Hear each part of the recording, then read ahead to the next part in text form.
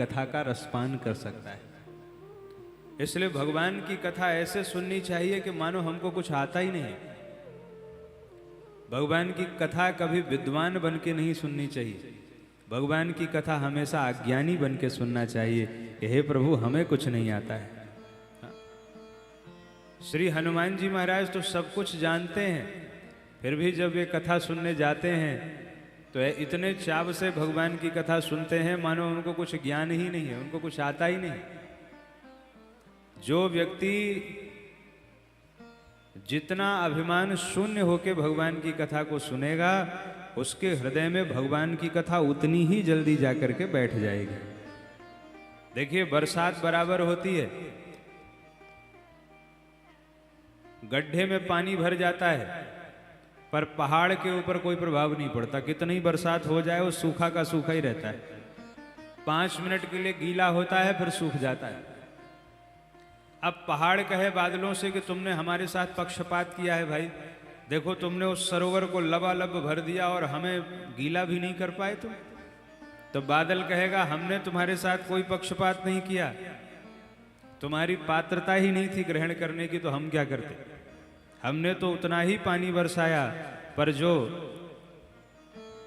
भाव की गहराइयों में बैठा था अभिमान शून्य होके वो तो लबालब भर गया, पर तुम अभिमान के पहाड़ बने तने बैठे थे कि हमें कौन कथा सुना सकता है। तो जो ऐसा भाव बना के बैठ जाएगा, भगवान की कथा कभी उसके हृदय में प्रवेश नहीं कर सकती है। बोलिए राधे राधे।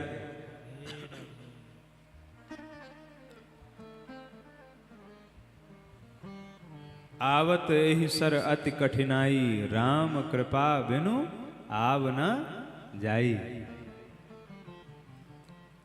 और कोई जबरदस्ती चला भी गया तो उसके भी लक्षण लिखे हैं कि जाते ही नींद जुड़ाई आई।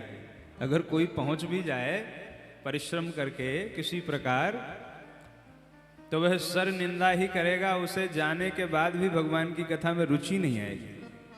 कि भगवान की कथा सुनने के लिए सबसे पहली बात यह है कि सरलता होनी चाहिए और भगवान के चरणों में दृढ़ अनुराग होना चाहिए। बोली भक्त वत्सल भगवान की।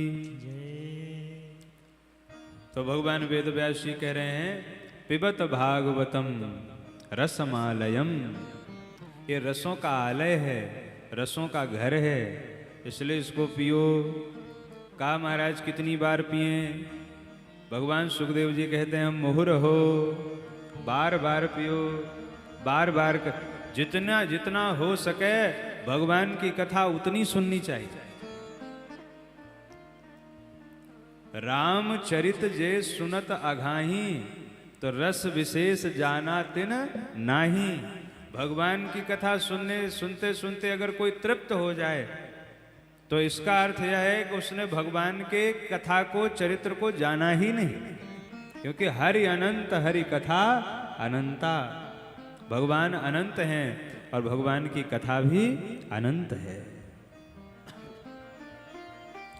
आप स्वयं देखिए, आप कल का अखबार अगर आज पढ़िए सुबह सुबह और न ज्ञान हो, तारीख न देखे हो, तो पहली हेडलाइन देखते ही आपका मुंह बिगड़ जाएगा। अरे ये कल का अखबार किसने रख दिया यहाँ, हटाओ इसको, बताओ कल का अखबार हमको पढ़ा दिया। पर आप करोड़ों वर्ष पुरानी भगवान की कथा आप रोज पढ़ते हैं, वही वही कथा आप रोज सुनते हैं, वही वही कथा, लेकिन कभी ऐसा भाव नहीं आता कि ये कथा तो हम कल सुन चुके थे। इसका अर्थ है कि भगवान अनंत हैं और भगवान की कथा भी अनंत है। हरि अनंत हरि कथा अनंता।